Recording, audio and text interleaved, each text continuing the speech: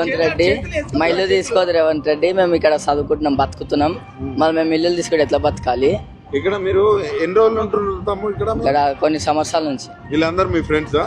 ఎట్లా మరి మీరు మీ ఇల్లు పోతే అక్కడ వాళ్ళు ఇక్కడ వాళ్ళు అవుతారు, బాధ అనిపిస్తుందా? అవునా. స్కూల్ ఫ్రెండ్స్ మీరు?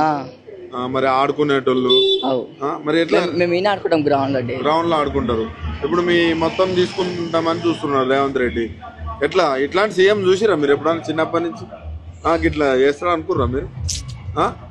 అనుకోలే. కేసీఆర్ ఉన్నప్పుడు ఒక లెక్క, రేవంత్ రెడ్డి వచ్చినప్పుడు ఒక లెక్క. కేసీఆర్ ఉన్నప్పుడు ఎట్లుండే? అప్పుడు మంచిగా ఉండే. మంచిగా ఉండేనా? ఇప్పుడు జర చేంజ్ అయింది, మొత్తం చేంజ్ అయిందా? ఏమనుకుంటారు మీ తల్లిదండ్రులు? ఇంట్లో బాధ అవుతుందా?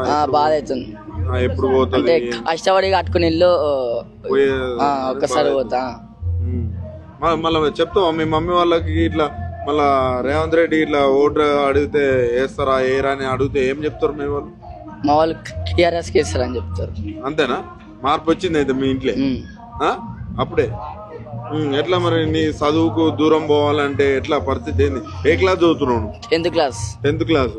అరే ఇవాళ ఎగ్జామ్ రాసినావు?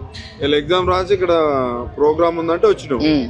ఎట్లా మీరు చదువుకోబుద్ది అవుతుందా? కనీసం ఇల్లు పోతుంటే లోపల బాధ, ఎగ్జామ్స్ ఎట్లా రాస్తున్నావు? మొత్తం బాధనే ఉందన్న లోపల. మొత్తం ఏం చదివినా బుర్రకెక్కలేదు. చదివినా కూడా బుర్రకెక్కలేదు. ఓ పక్క 10th క్లాస్ ఎగ్జామ్, ఓ పక్కనేమో ఇల్లు పోతుందని బాధ. ఈ రెండు మేనేజ్ చేస్తా ఉన్నావు. చదువుకో, ఏం కాదులే కానీ చదువుకో, ఫైట్ చేయి, సరేనా?